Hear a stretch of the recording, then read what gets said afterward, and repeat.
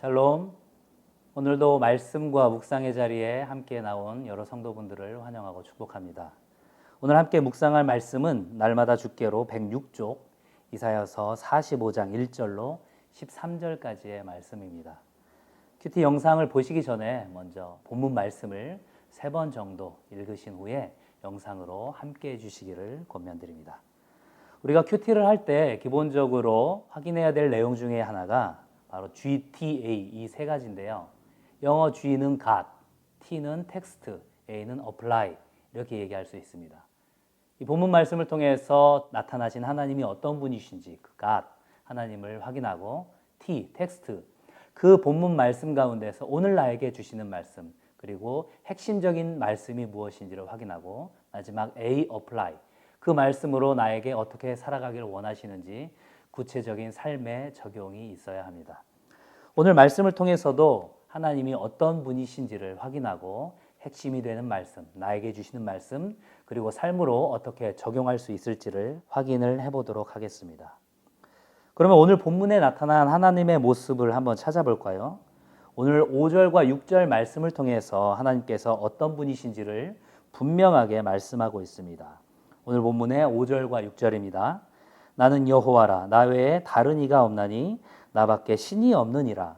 너는 나를 알지 못하였을지라도 나는 내 띠를 동일 것이요 해 뜨는 곳에서든지 지는 곳에서든지 나밖에 다른 이가 없는 줄을 알게 하리라. 나는 여호와라 다른 이가 없느니라. 아멘.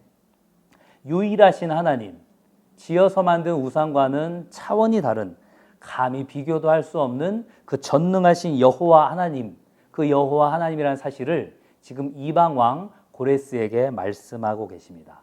그 하나님께서 모든 것들을 창조하셨고 모든 일들을 행하시는 능력의 하나님이다. 이렇게 지금 말씀을 하고 있습니다.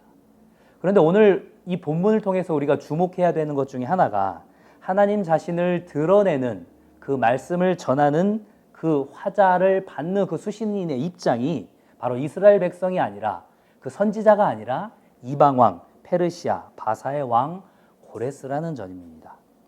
이 이방의 왕 고레스를 부르시면서 하나님께서 하시는 표현이 굉장히 충격적이죠. 오늘 1절 상반절에서 어떻게 말씀을 시작하고 계십니까? 여호와께서 그의 기름 부음을 받은 고레스에게 이같이 말씀하시되 기름 부음을 받았다. 지금 이렇게 이야기를 하고 있습니다. 구약 시대에 있어서 기름 부음을 받는 자는 왕과 제사장, 선지자 이렇게 특별하게 제한된 직분에 있었던 사람들입니다. 이러한 영광스러운 선택을 받는 기름 부음을 받는 자, 지금 고레스에게 나의 기름 부음을 받은 자라고 이야기하고 있습니다. 이 기름 부음을 받은 자라는 의미의 히브리어가 바로 우리가 잘 알고 있는 메시아라는 단어입니다. 예수 그리스도를 예표하는 인물 중에 한 명으로 지금 이방의 왕 고레스를 하나님께서 선택하셨다는 것. 어찌 보면 우리의 상식으로 그리고 이스라엘 입장에서도 굉장히 납득할 수 없는 부분이었을 것입니다. 하나님께서는 지금 모든 민족과 열방을 다스리는 그 권위의 하나님이라는 것들을 드러내시기 위해서 의도적으로 이방의 왕 고레스를 사용하고 계시다는 사실을 우리가 기억해야 할 필요가 있습니다. 이 하나님께서는 고레스의 오른손을 붙드셔서 열국을 항복하게 만드실 것이라고 지금 선포하고 계십니다.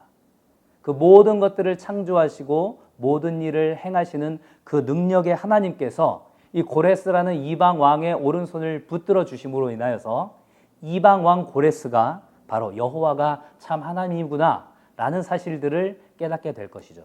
그리고 더 나아가서는 비록 간접적이기는 하지만 이스라엘 백성들 역시도 여호와 하나님께서 하시는 일들을 확인하게 될 것입니다.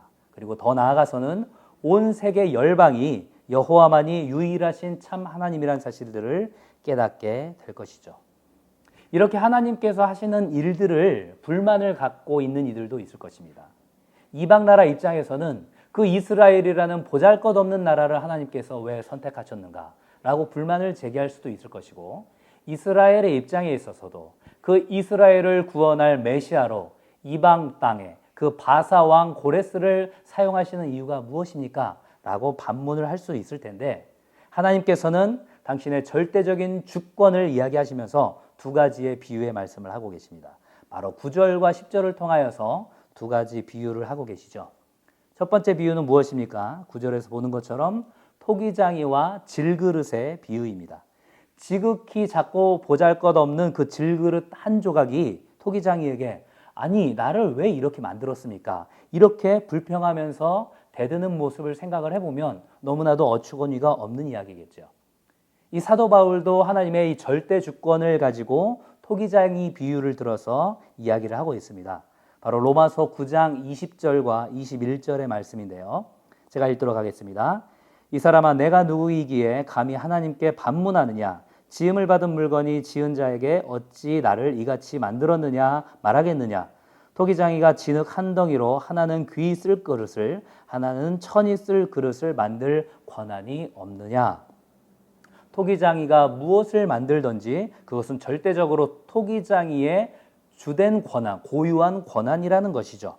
바로 하나님께서 아브라함과 그의 자손인 이스라엘 민족을 선택하신 것도 하나님의 고유한 권한이라는 것입니다. 두 번째 비유는 무엇입니까? 10절에 보는 것처럼 부모와 아들의 비유이죠. 만약에 자식이 아버지에게 아버지 왜 나를 이렇게 낳으셨습니까? 라고 묻는다면 어떻겠습니까? 또한 어머니에게 도대체 무엇을 낳으려고 이렇게 해산의 고통을 하셨습니까? 라고 묻는다면 또 어떨까요?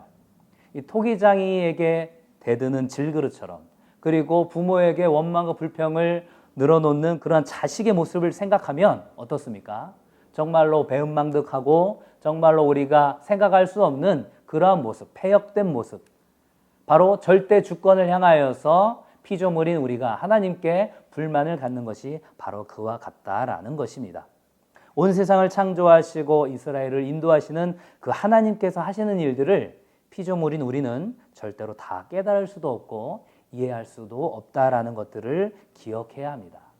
하나님께서는 이 고레스를 통하여서 그 모든 것들을 의롭게 하게끔 하실 것입니다. 여기서 의롭게라는 것은 하나님께서 맡기신 일들을 그 고레스 왕이 온전히 제대로 하게 될 것이다. 이런 의미입니다.